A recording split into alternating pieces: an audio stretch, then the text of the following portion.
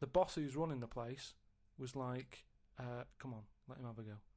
No, right, you're talking shit. I'm telling you what, I know sometimes I step over the mark and they made Right, so where is this place where... Well, one, where is this house where chimps are allowed to do what they want? And two, where is this place where one of the bosses, one of the human bosses, suggests to the other one, oh, and if the chimp wants to play with your tits, love, let the chimp play with his tits. I've said before, Rick, will you please stop interrupting this news? No, but listen, it's all right, Steve, because what I'll do, I'll bring them on the website and people can have a look at the proper story. I'm just giving it them in a headline form here. They can read the full thing. No, you've only read the headline form. I haven't read it. I sort of read like the first. It was probably monkey feels a right tit, and you've extrapolated all this from that. So anyway, right? So he's there, and he's, so the boss says, "Yeah, you can have a group." The boss is saying, "Let him have a go." Come on, Rita. If monkey wants to play with nipples, let him. So she's like, "I'm not happy with this," and he's going, "Come on, you know the rules here. We've got to cheer these monkeys up." This is absolute. We valued it. Actually, no, and in the end, because she didn't allow it to happen, the fella bloke sacked her, got someone else in. This isn't made up. I will put the link on the website and everyone can have a look at it. But basically... I want to see the advert he put in the Guardian media page. I love that. Woman wanted to let chimp feel tits whenever it wants. Well, it's all up there. You're talking absolute shit again. Well, we'll see. That is no way that happened. The Ricky Gervais Show on Guardian Unlimited. Do you know the other week when, like... a different idea of how we can sort of make the world run and that. Can we just have a quick recap of that? Because I seem to remember it was a load of old arse. It was ridiculous. It was he was saying that the world is overpopulated, so the system would be where people were living too long and stuff. So what happens is people live till 78. I don't know how you can enforce that, right? Yeah. But when they die, they've got a little baby in their stomach, like a pip in an apple, that then carries on when they die. Right. It wasn't a theory. It wasn't an idea. It was the ramblings of a mental case. You're saying it's stupid, but someone's emailed in and said, "Oh yeah, that's pretty good." Yeah, and okay, I'm asking you again. Was the letter written in shit?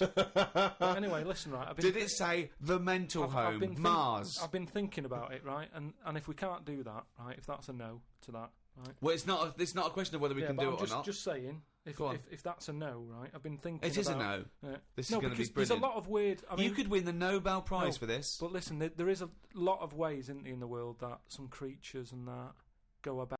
If you know what I mean. Evolution, you mean?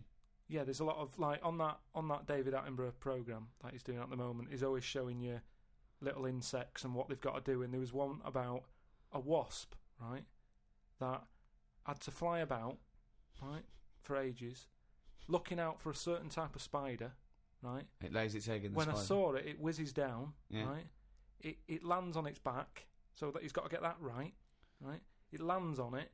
I don't think the spider's up for anything. That isn't even aware of this is how things move about. He's not going, I've got to look out for a wasp.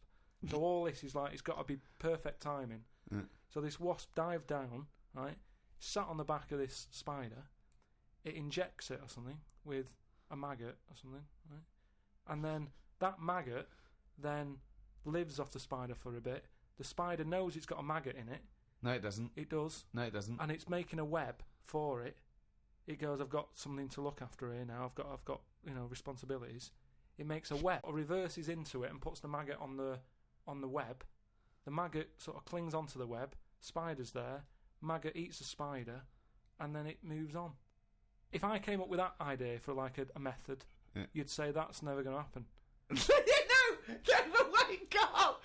It's not the fact that you came up with the idea, right, for an old lady dying at 78 with a baby growing in her that then lives on. It's nonsense. It's no idea. It's how can it be enforced? It's like, so even if scientists thought that was the best idea in the world, how would they enforce it? Who's going to go, that's a good idea, we've never thought of that. Yes, but what I'm saying Get in Elsie. Who told the wasp to look out for that spider, to go on its back, to do, What do you mean who told the wasp? It's evolution, it's natural selection.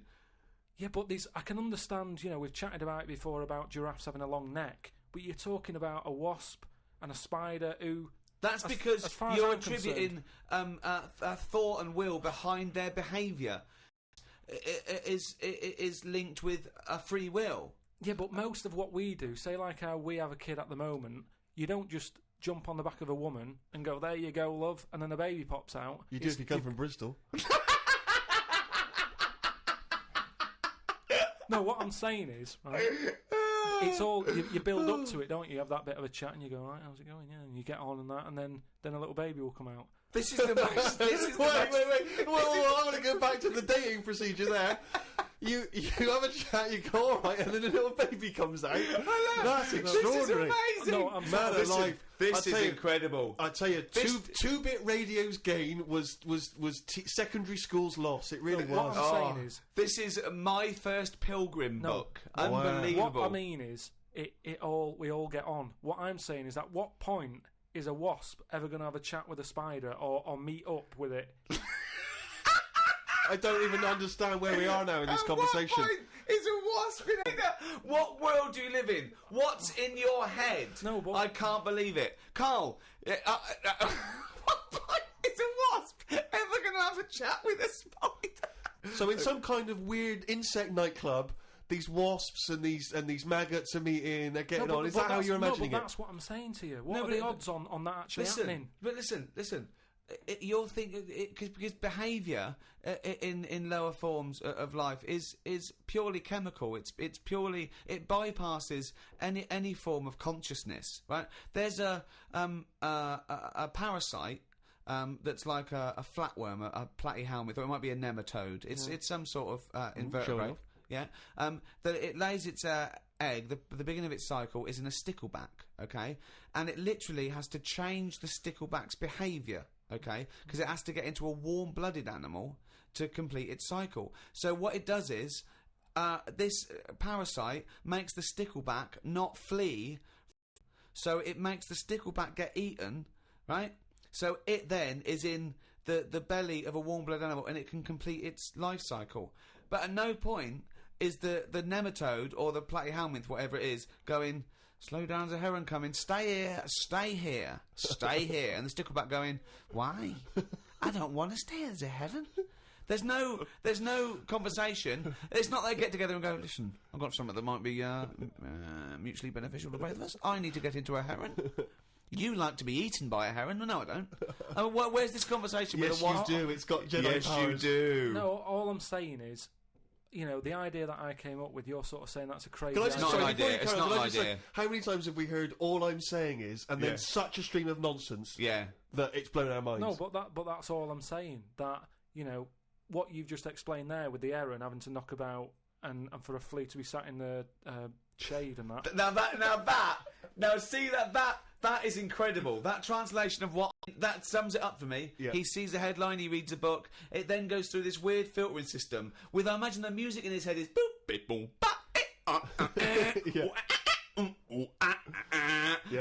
discordant piano. I think the noise in Carl's head is like a fax machine. If you've ever got that at full volume.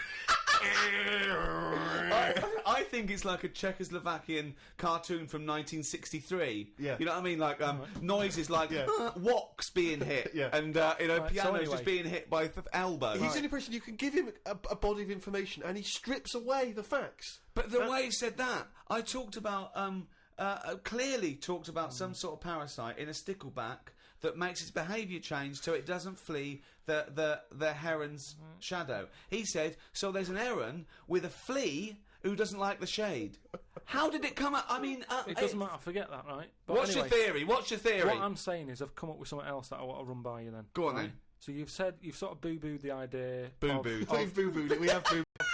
He chose a completely different bear. Yeah. It was originally Poo-Poo the bear, but now it's Boo-Boo the bear. Brilliant. So you've said no to, you know, the old woman having a kid, right, before she dies. What about if we do it the other way, right? Ah, go on. Somehow, I don't know how. A kid has an old lady? That's what it's going to be, isn't it? A child gives birth to an old man. No. Right. What I'm saying is, right, go on. Work the other way round. Come on then. So if somehow we can inject something in like a body that's just died, right? Listen to this. Imagine this is notes. So when he hands it into the Nobel people, and they go, if there's a way that we can inject something, they go, well, what? Well, I don't know the chemical formula, but something HO2. Right. So anyway, so you inject it in the temple. He's narrowed it down to the temple. Well, that's fine. Right? Yes, we inject something. So you inject it in. What? this old woman who's she's been ill and that she's died. So she's dead. So Yeah, we're bringing old people back to life. Okay, fine. That's step one. We just got to sort that out first. But fine, we'll crack that. Go on, next. So we brought people back from the dead. Fine. Yeah, but this is a way of controlling population. Remember, they can't be having it away and having kids. This is just the way we're going to work so now. there's an old lady. So we start now. We start now as the world is now. So what happens? Right. So you get like an old woman who's dead. Yeah. Yep. Injector and that. Injector. And then what happens is she sort of wakes up. Amazing. Right. And she works the other way. So like she might be 77. Yep. And then she'll have a birthday. She's 76, and she's working that way. Right. If you know what I mean. Okay. Are you with me? No, keep it. Because the thing is, you've got. I'm really scared. Yeah. I'm really scared. This is the maddest thing you've ever said. Yeah. This is madder than the old lady with the pip like an apple in her belly. It sort of did work. No, it didn't work. It worked in your head. It's like I've got a great theory. This is it. Let me just tell you the ending, because the endings works out a bit better. Go on. What I'm saying is, when you die at the age of 78, 9 months. What? At the age of 9 months, because that's when you come out. What do you mean when you die at the age of 9 You're months? not scared of dying because you're now a baby, so you don't know what's going on anyway. So there's no fear. So you've missed out a bit here. So this woman, literally gets younger and younger? I think when she's in her 20s, she's in her old age, Rick. Yeah, but it doesn't matter because that's the fun part of your life, isn't it? When you're 20 and you've got all your energy and that. So before you die, you're actually having a good life rather than it being the other way around. But does she do different stuff than she did on the way up? Because she's already lived 78 years, hasn't she? Don't forget. She was a baby once, and she grew to 78 years. Then someone stuck a needle in her head and said, right, back you go. No, but forget all that bit. Forget all that bit. How do we forget that bit? What I'm saying is... So she died, and she doesn't remember all her... This is a new life, is it? Let me just leave you with this. Right, you're talking... What I'm saying is, old people are scared of dying. When they're 77, they're going, oh, what's going to happen to me? Little injection in the head. When it's a baby, when it's like 1, and everybody around it's going, yeah, it's going to die soon. And that. Baby hasn't got a clue. It's happy. It's playing about with its rattle or whatever. So it loses all its memories. That's it. And then what happens? So when does it die? When it gets to 0? When it's 0 days old, it goes through. It just dies. People know it's almost like a countdown. So the family's aware of it. But aren't the family getting younger as well? What's happened to the family? Forget it then, we'll leave it as it is. No, leave it as it is, shall we? Shall we? Can we all agree on that, guys? Now, should we agree to leave it as it is? Is that all right? Because I don't want to hear any more from the diaries of Charles Manson. No, it's. I mean, you're a fucking maniac. If you're a maniac and you'd like to get in touch, then please email us at podcast@rickygervais.com. Doing a bit of Christmas shopping, Rick, the other day, and I was travelling around on the tube, the London Underground, the subway system for our American friends. And, as you know, but people around the world may not be so familiar, there's a recorded voice that you sometimes get on the tube that says, mind the gap. Oh, yeah, before you open the door. Yeah. Mind the gap. And the reason is that sometimes in some stations there is a gap between the train and the platform, and obviously, theoretically you could fall down. And it's different sizes, so just that little reminder, mind the gap. You look down, it's safe. Just makes you stop. Seems to make sense. Yeah. Saw a teenager, wearing a T-shirt, don't know where he bought it. It just said, fuck the gap.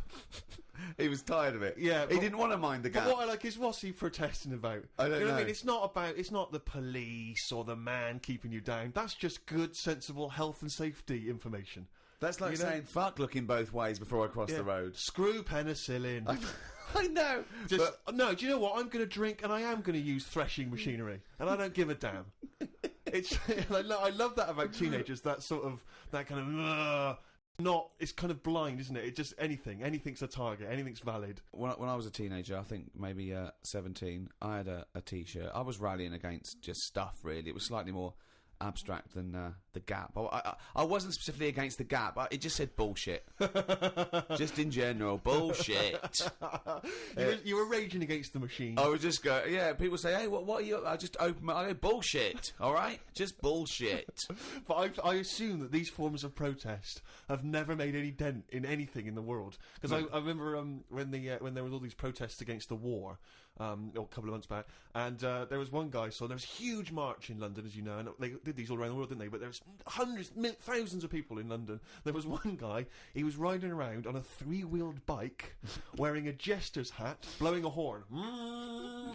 That was his form of protest against the war. Was it like, what sort of horn was it? It was one of those sort of hunting horns.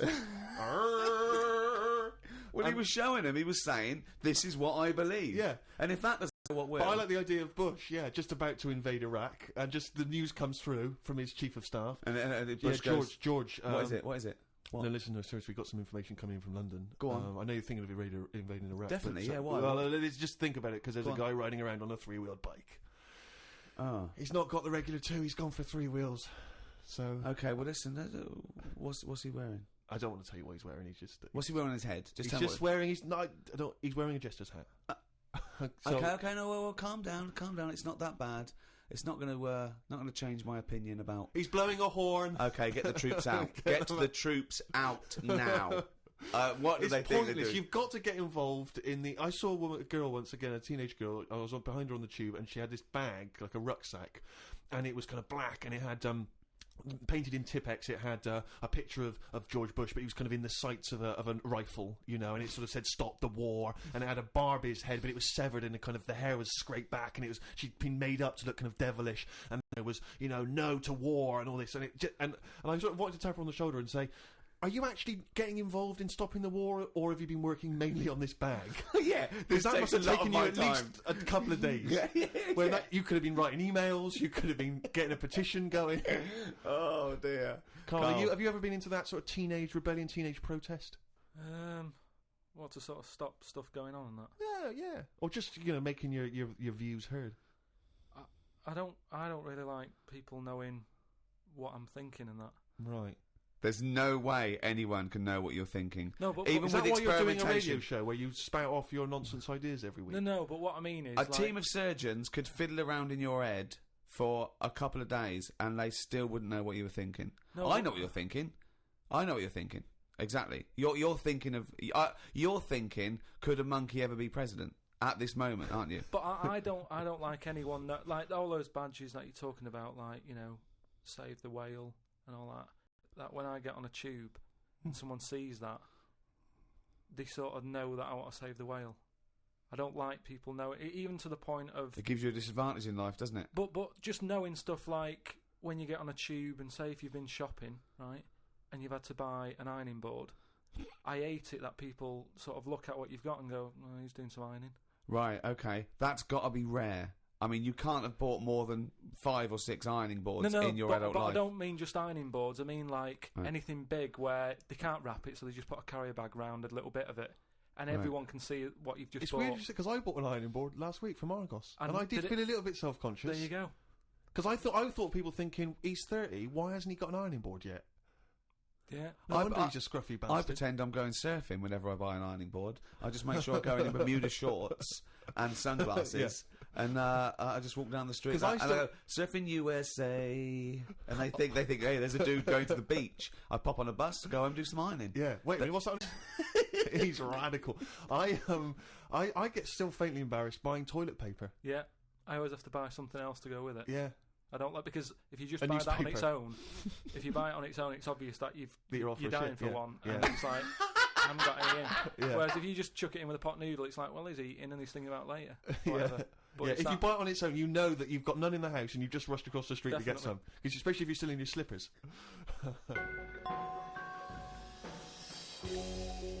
Well, that's about it for another podcast, and a new one in a week's time after Christmas. So, Merry Christmas, everyone. Have an absolutely blinding Christmas. Or a lovely whatever festival you celebrate in your part of the world.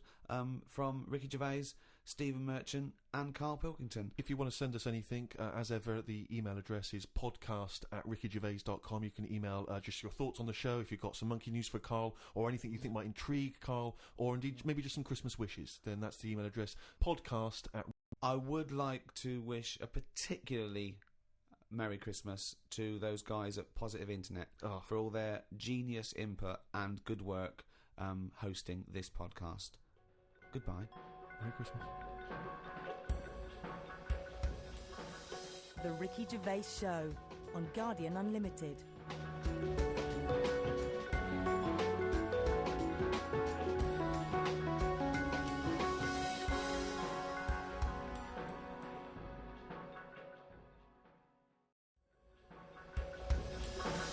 The Ricky Gervais Show on Guardian Unlimited.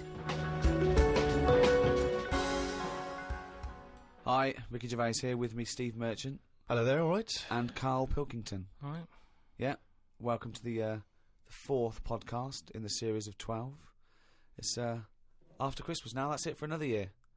All right, everyone had a nice Christmas? Oh, yeah, I had a blinder. I had an absolute blinder, mate. Good presents, Carl? Right. Yeah, not bad, yeah. Odds and ends. Not that I can think of. Odds and Just sods. bits and bobs. Yeah. A friend of mine got a gift, or rather gave it as a gift. I don't know if you've been familiar with these. It's a charity organisation, and you go on their website or you phone them up, and you can give someone else the gift of, say, a goat for an African family. So you say, "This is what I've bought. I've bought goat," and they go, "Oh, brilliant! Where is it?" And you go, "No, it's going to a family in Africa." And it's a sort of goodwill thing, you know what I mean? So you buy an African family a goat. That will help them for years. And it's like you're saying, well, I would have bought you a present. Yeah. But I've used that money wisely. Yeah, so it's almost like they've given exactly the present. They've given the goat. Yeah, it's a beautiful idea. But as soon as he told me about it, I thought to myself straight away, knowing Carl's views on charity and giving, you know, particularly at this seasonal time, I wondered what his views would be. Well, are they happy with the present over there? Like the people who are getting it? What, the African family? Yeah, is the African family sort of going, "Oh, I hope someone gets us"? They're not sitting around thinking, "I wonder if Santa brings us some food." It's a long-term thing. These are happening all year, I assume. It goes towards a pool of money that goes to. It's not like they get a. You're an idiot. What, you think an African family wakes up and there's a little goat with a ribbon tied round it, and they go, "Oh, look what Santa brought us." Look, and that mince pie's gone and that glass of milk. You're such an idiot. No, but what I'm saying is, does that family want a goat? Yes. But why? It's not they want a goat, it's they need a goat. Do you think... What do you think this organisation is? Just arbitrarily giving goats to people. They're going to say, "Oh, I wanted Nintendo." What are you thinking? But what I'm saying is, right, let me put myself in their shoes. Well, this will be they a haven't first. got any. But say I'm one of them, right, over there, right? I'm hungry, right? I'm sat there, it's Christmas Day, right? I open it up, open the present, little goat there, right? Now, if I was one of them, I'd be going... At the end of the day, there isn't enough food to go round for themselves, never mind a goat. Don't they say, like, having a dog and that is quite expensive? Sometimes they say, you know, what with all the injections you've got to give it, the food, the tinned food and everything, it mounts up. And what I'm saying is, that's all very well giving them a goat. Who's looking after it? Well, I'm assuming it's all above board. The goat's had its injections. That's what some of the money goes towards. It's given to them so they can milk it and have milk and cheese and whatever. I don't think it's a burden. What is this? What do you mean? They wake up Christmas Day and open a present. It's not like that. So there's a thing. There's a goat-shaped thing in wrapping paper. I wonder what that could be. I hope it's that goat we asked for. My God, it is. All I'm saying it's just a nice marketing way of distributing wealth. It's the way of going, this is a nice gift. It's like people sometimes they say, don't send flowers at a funeral. They don't send flowers to the local hospice. Yeah. It's just a way of redirecting cash. But the thing is, why do they want that goat? What's the main reason? What does a goat give you? Milk. Right. Now, wouldn't it be easy to just send them a bottle of milk? Without all the hassle and the headaches that come with it. That's all I'm saying. And the other thing is, think about the goat. That was happy over here. Suddenly, it's on barren land. No grass. I'm gonna burst! What do you mean? You didn't send a goat from here. I'm saying, who's happy at the end of this, right? You've got a fella who hasn't got a present over here because the mate bought him a goat, right? So yeah, let's do this properly. So there's a tick. He's not happy, right? Then you've got the person who's opened it, who, like you said, wanted something else, right? It's a goat. They go, who's going to look after this, right? So tick, they're not happy. And then you've got the goat going, what am I doing here? The Ricky Gervais Show on Guardian Unlimited. Tell you what, a lot of people are wondering, Carl, is what I received from Ricky this year. Go on. Nothing. Absolutely nothing. I remember actually after my birthday he said, "Oh yeah, I'll be getting you a little gift." Forgot. So I've had nothing from him this year. He's a man, he's got a little bit of cash in his pocket now. What I'm hoping is that maybe you'll pool it over the next 5 years and buy me something I've been reading about recently. Now, you definitely love this, surely. Have you started seeing this now? Virgin are starting plugging Virgin Galactic. I think it's something like 200,000 quid, and you'll get a chance to go in a space shuttle into space. Now, I don't know what your feelings are, Rick. You know, I know you've probably got a bit of cash in the bank. I was thinking of giving you another signed extras DVD. Anything. It's the thought that counts, so that would be great. But because I've got some knocking round, I can give you one of those. I know you've already got one of those, but sure. I don't mind. They don't cost me much. No, great. And do you like the book Flanimals? I know it's aimed at 5-year-olds, so I don't know why I personally would want it. But you know that's going to be in the little selection. Oh, the trip into space. I don't know about that. I mean, you've got a bit of cash. Would you think about that? Would you be interested, you and your missus, going up into space? I don't know. You have to be. I mean, it's not the money. There are things that I would spend 200 grand on as a little folly, but I think an individual jetpack, for example. Right. I'd do that. Yeah. I'd like to see the Earth from a couple hundred miles up. That'd be good, but I don't know if that's quite worth it yet. The other thing is the safety, because I'm worried that I want to see a lot of people go up there first. Yeah. I wouldn't be the first bloke to go on an aeroplane. No. I'd want to see a few pioneers go. It's really safe before I got on something like that. Well, I believe the actress Victoria Principal is volunteering herself, so I think she maybe used to be in Dynasty or Dallas. So, well, I'll see what happens to her. Yeah. If I think if she can do it, then if Vicky P comes back all right, rather like those monkeys they sent up years ago, then we'll all be a lot more relaxed. Exactly. If they put electrodes on her and it all works out fine, and there'll be a banana, buttons, press left, press right. Yeah, and I might consider it. Carl, thoughts? Going to space? No, it's not worth it. Why? Wouldn't it be a fascinating experience to go into space and look back at the Earth? There's no out there, though, is there? There's no out there. Say that again. Well, there's no out there, though, is there? Right. I mean, at what point are you all meant to be happy? Do you know what I mean? You're floating about up there, and because you don't get out, do you? What, you mean to do some duty-free shopping? I'm just talking. You don't go floating about, do you? You stay in your seat. Well, they probably let you move around on the shuttle. Yeah, I know, but I'm talking about getting out. For me, when you go on holiday, want to get out into space? Yes, but that's what I'm saying. When you go on holiday, the flight bit isn't the best bit of the holiday, is it? That's the bit you've got to do. So what I'm saying is you've got to stay on this, and then you go back home. So you don't take luggage, right? I don't see the point. Right, so you're there, you're sat in your own clothes for the whole time, same clothes for the whole time. But I don't. I think it's two things. I think it's the view and being able to be part of an exclusive club. I went into space. It's all that thing about man conquering nature, and you're one of that elite few that have managed to pop up, see the world from a distance that no one else can see it from, and then pop down. That's it. Of course, yeah. So you all that way just for the view? Yeah. Is it worth it? I mean, there's a lot of other places I haven't seen anyway. Right, before I think about that, I think if you've done everywhere, I haven't been to Scotland yet. Right? Right, yeah. I'm not being funny, but do you know what I mean? So just have a look in your back garden before you go looking in someone else's. In space. Yeah. Yeah. What would make it a trip worthwhile for you?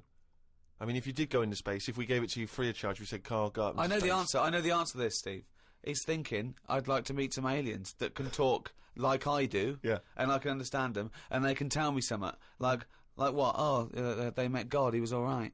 That's to say, he'd like them to look like monkeys in spacesuits. Yeah. That would be his ideal thing. He'd like to go to the Planet of the Apes. He'd like to go to the Planet of the Apes. He would love they to could go arrange to that. Look, he's nodding. He's nodding. Thoughts, Carl? Yeah. I mean, for me... What do you mean, yes? Well, yeah, that'd be brilliant. What would be brilliant? Seeing a little alien and that, having a chat with him, finding out what's been going on. What's been going on? No. But don't you think that... Like, I mean, if you bought me that as a present, right, either of you, I wouldn't be that happy. For me, that's a little bit like... Well, that's annoying, because we've got you a trip to space and a goat. Yeah. Do you know how, like, I am interested in sort of going on another planet, right? Carl, you are on another planet, mate. No, but do you know what I mean? It would be quite sort of interesting. How do you think you'd get there? Well, yeah, you'd go on a rocket and stuff, but what I'm saying is, at least you know when you get there, you're getting out, you're having a bit of a wander. But I wouldn't be happy in just the journey bit of it. That's all I'm saying. It is right. I was looking into it a bit because I was reading about the Virgin Atlantic thing, right? And I was reading something that in 1971, right, 3 of them went up there. Can't remember the names. Wasn't the main one. It wasn't like the Buzz and the Armstrong one and that. Just another 3 blokes went up, and there was one bloke in the rocket, right? The other 2 wandered off. Had a walkabout, seeing what rocks they can find in that. And that bloke who was in the rocket, right, he was the loneliest man ever in the world. I don't know what to do. What that was. I don't know what to do. I don't know if that's some sort of profound poetry or I don't. Do you know what I think he's trying to say? I think he's trying to say that he was. What are you trying to say? No, stop for a minute, because I just want to just recapture that moment. Just say that again, that sentence again. Had gone off picking up rocks, right?